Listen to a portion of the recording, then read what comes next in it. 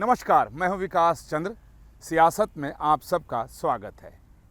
सियासत का अपना मिजाज है और सियासत में जब भी बिसात बिछाए जाते हैं तो सिर्फ दूसरों को मात देने के लिए ही होते हैं और कई बार बिछाने वाले कामयाब हो जाते हैं और कई बार रणनीति नाकामयाब हो जाती है, यानी बिसात गलत साबित हो जाते हैं। तो खैर ये सियासी मिजाज है, लेकिन आज सियासत में हरियाणा की राजनीति पर चर्चा करेंगे। बहुत दिलचस्प है, आप भी सुनेंगे तो आपको भी लगेगा कि आखिर राजनीति में किस किस तरह की रणनीति बनाई जाती है जीतने के लिए। देखिए, लोकसभा चुनाव 2024 के बाद से बीजेपी इस बात को लेकर काफ़ी बेचैन है कि अब जो भी चुनाव हो उसमें उसे जीत मिलनी चाहिए। बीजेपी के रणनीतिकारों का मानना है कि सबसे ज़्यादा सीट लोकसभा चुनाव 2024 में लाकर के भी ऐसा माहौल बन गया कि जैसे बीजेपी चुनाव हार गई हो। कार्यकर्ताओं का मनोबल टूट गया है और कार्यकर्ता हारे हुए मिजाज से घूमते नजर आते हैं या वो बात करते हैं। तो हालांकि अब बीजेपी धीरे धीरे अपने कार्यकर्ताओं के मनोबल को मजबूत कर रही है। तो ऐसे में रणनीतिकारों का मानना है कि जो आगे आने वाले चुनाव, चाहे वो उपचुनाव हो या विधानसभा चुनाव हो, अगर वो पार्टी जीत जाती है तो फिर से कार्यकर्ताओं का मनोबल आसमान पे होगा और फिर से मोदी का जलवा कायम है और कायम रहेगा वाली नारा बुलंद हो जाएगा। तो इसलिए बीजेपी के रणनीतिकार अपनी पूरी ताकत लगा रहे हैं। हालांकि बीजेपी के कार्यकर्ता और बीजेपी के नेता ये बिल्कुल मानने को तैयार नहीं हैं कि मोदी का मैजिक फीका पड़ गया है, क्या कुछ सीटें कम आ गई, वो हम कुछ गलती हमसे चुनाव के दरमियान हो गई थी। मैं लोकसभा चुनाव की बात कर रहा हूँ, तो इसलिए कुछ सीटें कम आ गई, लेकिन फिर भी सबसे ज़्यादा सीट तो हमारे ही पास है। हाँ, ये बात बिल्कुल सत्य है कि बीजेपी के पास सबसे ज़्यादा सीट है, लेकिन केंद्र में मिलीजुली सरकार है। तो अब बीजेपी की कोशिश है कि जहाँ भी चुनाव हो वहाँ पार्टी का प्रदर्शन अच्छा हो और जहाँ उसकी सरकार है वहाँ फिर से उसकी सरकार बने, यानी वापसी हो। अब यहाँ मैं चर्चा करने जा रहा हूँ सबसे हरियाणा की। हरियाणा में 2 बार से बीजेपी की सरकार है, यानी कह सकते हैं कि पिछले 10 साल से बीजेपी की वहाँ सरकार है। मनोहर लाल खट्टर लगभग कहें तो 9.5 साल तक वहाँ मुख्यमंत्री रहे, लेकिन कुछ दिन पहले उन्हें हटा दिया गया और नायब सिंह सैनी को वहाँ का मुख्यमंत्री बना दिया गया और मनोहर लाल खट्टर वर्तमान समय में मोदी मंत्रिमंडल में केंद्रीय मंत्री यानी कैबिनेट मंत्री हैं और शहरी विकास मंत्रालय उनके पास है। मनोहर लाल खट्टर जो कि पार्टी के वरिष्ठ नेता भी हैं। अब बीजेपी की पूरी ताकत इस बात पर लगी है और बीजेपी के रणनीतिकार इस बात की रणनीति बनाने में जुटे हैं कि किसी तरीके से पार्टी को हरियाणा में जीत मिलनी ही चाहिए, क्योंकि इस समय जो आगे 4 राज्यों के विधानसभा चुनाव होने वाले हैं, 2 की घोषणा हो गई है, हरियाणा, जम्मू कश्मीर हो, इसकी बात तो अलग है, झारखंड की चुनाव, महाराष्ट्र है। तो हालांकि पार्टी का दावा तो है कि वो सब जगह चुनाव जीतेगी, लेकिन जो राजनीतिक परिस्थिति है उसे बीजेपी के नेता और रणनीतिकार ही मानते हैं कि फिलहाल जिन भी राज्यों में चुनाव सामने होने वाले हैं वहाँ पार्टी को बहुत मेहनत करनी पड़ेगी। कुछ बीजेपी के नेता तो जब ऐसे बात होती है तो उनका कहना है कि चाहे वो महाराष्ट्र हो या हरियाणा हो, जम्मू कश्मीर हो या झारखंड हो, पार्टी की स्थिति कहीं ठीक नज़र नहीं आ रही। चारों राज्यों में हो सकता है कि हम हार जाएं और हो सकता है कि 1-2 राज्य में जीत जाएं, यानी बहुत आत्मविश्वास बीजेपी के नेताओं में नहीं दिखाई दे रहा है। हालांकि जो राज्यों के नेता हैं वो दावा ज़रूर कर रहे हैं, तो दावा तो खैर जो हार रहा होता है वो भी करता है, जीतने वाला तो करता ही करता है। लेकिन हरियाणा को लेकर बीजेपी की रणनीति बिल्कुल अलग है, सियासत बिल्कुल अलग है। और कुछ ही दिन पहले गुरुग्राम में, जो पहले का गुड़गांव है, वहाँ बीजेपी की एक बड़ी बैठक हुई और उसमें रणनीति बनाई गई और इस बात पर चर्चा हुई कि आखिर कैसे इस बार भी बीजेपी चुनाव जीते, यानी हरियाणा में कैसे सरकार बने। तो कई तरह की रणनीति बनाई गई, लेकिन एक ऐसी रणनीति बनी है जिसकी वजह से जो भी हरियाणा के सांसद हैं, या तो लोकसभा के सदस्य हों या राज्यसभा के सदस्य हों, सभी डरे हुए हैं। यूँ कह सकते हैं कि हाथ पांव फूले हुए हैं और सभी सांसद मतलब डर से इस मसले पर बात भी नहीं कर रहे हैं। और आप सोच रहे होंगे कि भाई चुनाव है, नेताओं का काम ही है चुनाव लड़ना या चुनाव लड़ाना, फिर जो हरियाणा से बीजेपी के सांसद हैं, चाहे वो लोकसभा के हों या राज्यसभा के, वो डरे क्यों हैं? पहले आपको बता दूं कि 5 लोकसभा में सांसद हैं बीजेपी के हरियाणा से और अब किरण चौधरी के निर्वाचित हो जाने के बाद 4 राज्यसभा में हैं। तो कुल 9 इस समय में सांसद हैं जो संसद के अंदर बैठते हैं, लोकसभा और राज्यसभा मिलाकर। तो पार्टी की रणनीति यह है जिसकी वजह से ये लोग डरे हुए हैं कि जो सांसद हैं उन्हें भी इस बार के चुनावी मैदान में उतारा जाए, यानी विधानसभा चुनाव के मैदान में उतार दिया जाए। उसके पीछे पार्टी के रणनीतिकारों का मानना है, और ये फॉर्मूला पार्टी राजस्थान, मध्य प्रदेश, छत्तीसगढ़ और तेलंगाना में आजमा चुकी है। आपको याद होगा कि मध्य प्रदेश और राजस्थान में 7-7 सांसदों को टिकट देकर पार्टी ने मैदान में उतारा था। तेलंगाना में यह फॉर्मूला कामयाब पार्टी का नहीं हो सका, लेकिन छत्तीसगढ़ में भी जीत गए, और छत्तीसगढ़ में भी उतारा उन्होंने मैदान में, लगभग 3 सांसद वहाँ भी मैदान में उतरे थे, तो और अच्छी सफलता मिली। तो अब पार्टी का मानना है कि जो फार्मूला राजस्थान जैसे राज्य में सही साबित हुआ है, जो मध्य प्रदेश में लगातार वहाँ बीजेपी की सरकार है और सरकार फिर से वहाँ बनी, वो फार्मूला वहाँ कामयाब हुआ है। जहाँ एंटी इनकम्बेंसी की बात कही जा रही थी, तो फिर हरियाणा में भी कामयाब हो सकता है। लिहाजा सांसदों को भी मैदान में उतार दो। तो पहले एक चीज़ मैं यहाँ एक राजनीतिक बात आपको बताते चलूँ कि इस समय केंद्र में मोदी जो सरकार है, बीजेपी के पास अकेले का बहुमत नहीं है, मिलीजुली सरकार उसे आप कह सकते हैं, जिसमें तमाम एनडीए के घटक दलों का सहयोग है।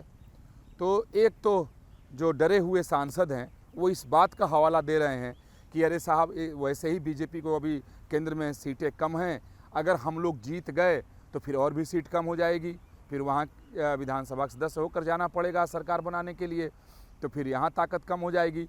यानी जो डर है, उस डर से बाहर निकलने के लिए और पार्टी को समझाने के लिए जो हरियाणा के लोकसभा के जो सांसद हैं वो ये दलील दे रहे हैं। लेकिन पार्टी के रणनीतिकारों का मानना है कि अगर ये सांसद उतरेंगे तो अपने अपने इलाके में बहुत फ़ायदा होगा। अब ख़ास तौर पर मनोहर लाल खट्टर की बात आ रही है, कृष्णपाल गुर्जर की बात आ रही है, किरण चौधरी की बात आ रही है। हालांकि किरण चौधरी तो अभी बीजेपी में आई हैं और राज्यसभा में अभी वो निर्वाचित हुई हैं। अब आप यहाँ राजनीति देखें और सियासत का रंग देखें कि मनोहर लाल खट्टर 9.5 साल तक मुख्यमंत्री रहे और तीसरी बार का चुनाव उनके नेतृत्व में नहीं हो रहा, वो केंद्र में मंत्री हैं। उनको इसलिए हटा दिया गया क्योंकि माना जा रहा था कि वो लंबे समय से मुख्यमंत्री हैं और एंटी इनकम्बेंसी बहुत ज़्यादा हावी है, लिहाजा चेहरा बदल दो। तो उसी बदलाव के तहत वहाँ नायब सिंह सैनी को मुख्यमंत्री बनाया गया और इनको केंद्र में ला दिया गया। अब कहा जा रहा है कि नहीं, अगर वो भी मैदान में उतरें तो जो करनाल और अम्बाला साइड की जो 13 विधानसभा की सीटें हैं, 3 जिले जो आसपास के हैं, तो वहाँ मनोहर लाल खट्टर के मैदान में उतरने से जो गैर जाट वोट है और पंजाबी वोट है उसका बड़ा फ़ायदा होगा। अगर कृष्णपाल गुर्जर, वो भी केंद्र में मंत्री हैं, वो मैदान में उतरते हैं तो वो अपने ज़िले में उनका प्रभाव होगा और वहाँ की सीटों पर असर पड़ेगा, तो बीजेपी वो जीत सकती है। किरण चौधरी की बात आ रही है, नवीन जिंदल की बात आ रही है कि ये लोग भी उतरें। अगर जिंदल की बात की जा रही है कि वो 2 जिले में असर डालेंगे, हिसार में भी वो असर डालेंगे। तो इसलिए बीजेपी के रणनीतिकारों की इस बार रणनीति बनी है कि जो फार्मूला हम पीछे आजमा चुके हैं उस फार्मूले को हरियाणा में भी लागू करो। लेकिन वहाँ के सांसद खास तौर पर लोकसभा के डरे हुए हैं। अब यहाँ एक सवाल और भी उठता है कि अगर मनोहर लाल खट्टर के खिलाफ, यानी उनके चेहरे के विरोध में वहाँ लोग थे, जिसकी वजह से उन्हें बदल दिया गया कि विधानसभा चुनाव के पहले बदल दो, चेहरा बदल दो, ताकि जो एंटी इनकम्बेंसी मनोहर लाल खट्टर को लेकर के है वो ख़त्म हो जाएगी, इसीलिए दूसरे व्यक्ति को मुख्यमंत्री बनाया गया। तो अब यहाँ ये भी सवाल उठता है, तो फिर जिसको बदल दिया गया हरियाणा से, कहा गया कि नहीं आप केंद्र की राजनीति में आए, फिर से उसे मैदान में क्यों उतारने की बात हो रही है? क्या वो जाएंगे तो एंटी इनकम्बेंसी फिर से हावी नहीं हो जाएगा? तो इसमें बीजेपी के रणनीतिकारों का अलग मानना है और राजनीति में भी ये माना जाता है कि अगर उनको हटा दिया गया तो जो उनके खिलाफ एंटी इनकम्बेंसी थी वो वहीं तक खत्म हो गई, क्योंकि उन्हें मुख्यमंत्री नहीं बनना है। फिर लोगों का ये कहना है कि अगर वो जीत जाएंगे तो पहले तो मुख्यमंत्री रहें, तो हो सकता है फिर पार्टी उन्हीं को मुख्यमंत्री बना दे। तो इस पर बीजेपी की अपनी रणनीति है कि नहीं, पहले से ही चेहरा आगे कर देंगे, नायब सिंह सैनी को आगे करके लड़ेंगे, क्योंकि हरियाणा में बीजेपी गैर जाट की राजनीति करती है कि वहाँ जो गैर जाट वोटर है उसको साध कर बीजेपी पिछले 2 बार से वहाँ चुनाव जीतती रही है। तो बीजेपी का मानना है कि मनोहर लाल खट्टर उतरेंगे तो पंजाबी वोट जो है उसके साथ और गैर जाट जो वोट है, जो उनकी जो पैठ है जहाँ वो मजबूत है, उसका फ़ायदा हो जाएगा। लेकिन मैं बार बार कह रहा हूँ कि सभी सांसद डरे हुए हैं और अपनी अपनी दलील दे रहे हैं। जो मेरे पास जानकारी आई है, जो अंदर की बात है, कि ये सभी सांसद एक एक कर अपनी बात जाकर के पार्टी नेतृत्व को बता रहे हैं और उसमें सबसे ऊपर एक यही दलील होती है कि केंद्र में अभी हम लोगों के पास सीटें कम हैं, हम चुनाव तो वहाँ निश्चित तौर पर जीत जाएंगे और खुद ही नहीं जीतेंगे, हमारे लोकसभा में जितनी विधानसभा सीटें आती हैं वो सब हम जीतेंगे, ये दावा भी कर रहे हैं। और पार्टी यही चाह रही है कि ये लोग जाएं, लड़ें तो पता भी चल जाए। और अगर इनके जाने की वजह से अगर सभी एक लोकसभा क्षेत्र की सभी विधानसभा सीटें अगर जीतते हैं और आगे भी प्रभाव डालते हैं तो पार्टी के लिए अच्छा होगा, सरकार की वहाँ वापसी हो जाएगी। क्योंकि हरियाणा की स्थिति बिल्कुल अलग है। इस बार कहा जा रहा है कि बीजेपी की स्थिति बहुत कमज़ोर है, वहाँ नाराज़गी लोगों में बहुत ज़्यादा है, खासतौर पर जाट समाज में बहुत ज़्यादा नाराज़गी है और दलित समाज में नाराज़गी है। तो खैर बीजेपी की उसके लिए अलग रणनीति है। तो अब दलील दी जा रही है। उसी तरीके से राज्यसभा के सांसदों की अगर बात करें तो हालांकि राज्यसभा के सांसदों की परिस्थिति थोड़ी अलग है, लेकिन बीजेपी की केंद्र की अगर बात करें तो वो उनकी भी कोशिश है कि राज्यसभा और लोकसभा में दोनों में अपनी स्थिति मजबूत बनाकर रखो। तो यहाँ ये फार्मूला बीजेपी के रणनीतिकारों का थोड़ा सा कमज़ोर नज़र आता है। लेकिन अभी ये रणनीति ही है, लेकिन सांसदों के हाथ पांव फूल गए हैं और वो लोग पार्टी के तमाम वरिष्ठ नेताओं से लगातार मुलाकात कर रहे हैं और अपनी बात रख रहे हैं कि वो अपनी पूरी ताकत लगा देंगे, पूरे चुनाव भर वहीं कैंप करके रहेंगे और जितनी भी प्रत्याशी उनके लोकसभा क्षेत्र में उतरेंगे, किसी लोकसभा क्षेत्र में 5 विधानसभा क्षेत्र है, किसी में 6 है, किसी में 7 है, किसी में 4 है, इस तरीके से है। तो वो पूरी ताकत लगाएंगे और पार्टी को जिताने की कोशिश करेंगे। अगर वो फिर से वहाँ मैदान में गए तो मुश्किल हो जाएगी। हालांकि जब वो मीडिया से बात करते हैं या जब हम लोग सवाल पूछ देते हैं कि सुना है आप जाना नहीं चाहते, तो कहा नहीं मैं पार्टी का तो सिपाही हूँ, पार्टी जो आदेश करे, आज पार्टी आदेश करे तो आज फिर से हम उतरेंगे, हमें कोई दिक्कत नहीं है। तो खैर एक राजनीति में एक जो सियासी बयान कहते हैं ना, सियासी बयान अलग होते हैं, सियासी चाल अलग होते हैं और हकीकत में कुछ और होता है। तो वही स्थिति अभी चल रही है। लेकिन बीजेपी की ताकत लगी है कि भाई हरियाणा जीतना है तो जीतना है, क्योंकि अगर 2 बार से वहाँ हम सरकार में हैं तो तीसरी बार बना के हैट्रिक लगाओ, ताकि विरोधियों को संदेश जा सके कि न तो मोदी का मैजिक कमज़ोर हुआ है, न बीजेपी के कार्यकर्ताओं का मनोबल गिरा है और न बीजेपी का संगठन कमज़ोर हुआ है। इसलिए पूरी ताकत हरियाणा में बीजेपी लगा रही है और इसी वजह से ये सांसदों को मैदान में उतारने की रणनीति भी बनाई है। अब ये रणनीति कितनी कारगर होगी अब ये देखने वाली बात है, क्योंकि ये गुरुग्राम में जो बैठक हुई थी प्रदेश के नेताओं की और केंद्रीय नेता भी उसमें शामिल थे, जो संगठन में बड़े बड़े पदों पर हैं, जो लोग रणनीति बनाते हैं, तो उनकी बैठक में ये बात सामने आई, कहा कि ये फार्मूला आजमाया जाए राजस्थान, मध्य प्रदेश, छत्तीसगढ़ और तेलंगाना का, हरियाणा में भी आजमाया जाए, जो कि महत्वपूर्ण राज्य बीजेपी के लिए है। अगर यहाँ हम हारेंगे तो फिर से कार्यकर्ताओं का मनोबल टूटेगा और विपक्ष को मौका लगेगा कि अब तो मोदी का मैजिक खत्म हो चुका है, मोदी का जादू उतर चुका है। तो ये विपक्ष को कहने का मौका ना लगे, इसलिए बीजेपी ने रणनीति बनाई है।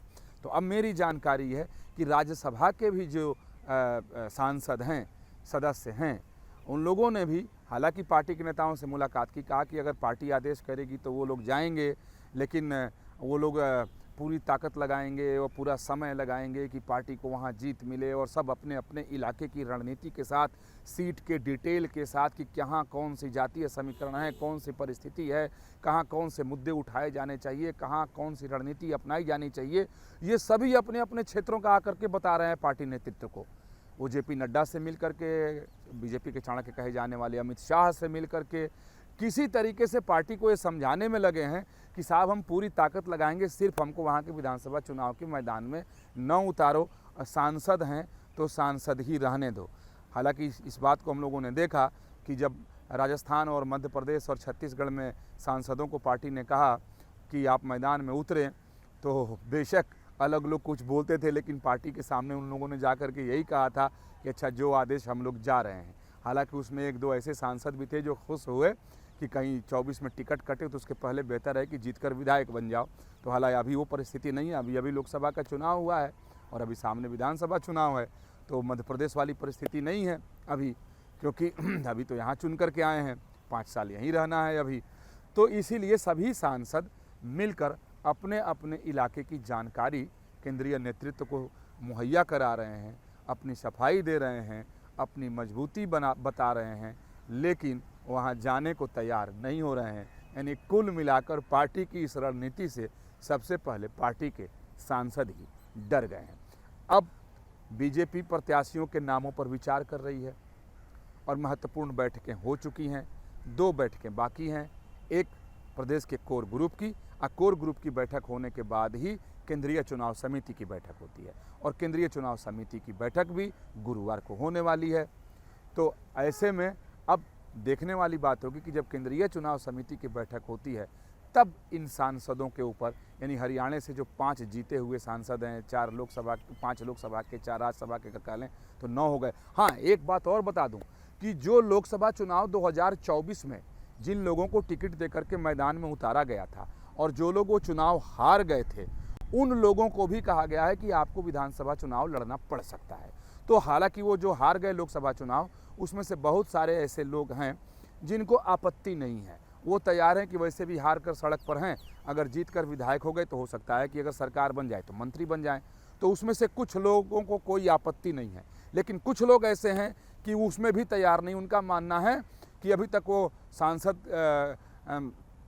की राजनीति करते रहे हैं, केंद्र की राजनीति करते रहे हैं, अगर वो फिर से वो विधानसभा में चले जाएंगे तो राज्य की राजनीति में सिमट जाएंगे और उनका राजनीतिक भविष्य जो है वो खतरे में पड़ जाएगा। तो वो भी असमंजस की स्थिति में पड़े हुए हैं। यानी तो बीजेपी की जो एक मजबूत रणनीति बनी और जिन लोगों को उतारने की बात की, वो लोगों में ही अभी सहमति नहीं बन पाई है। तो देखने वाली बात होती है कि केंद्रीय चुनाव समिति में क्या होता है, और बीजेपी में जब एक बार फैसला केंद्रीय चुनाव समिति में ले लिया जाता है तो पार्टी के नेताओं और कार्यकर्ताओं को उसे मानना पड़ता है। तो बस इंतजार इसी बात का रहेगा कि क्या राजस्थान मध्य प्रदेश का फार्मूला बीजेपी सही मायने में हरियाणा में भी लागू करने जा रही है। तो बस इसके लिए इंतजार करिए, फिर सियासी रंग देखिए। तो चलिए आगे फिर किसी नई सियासी बातों के साथ।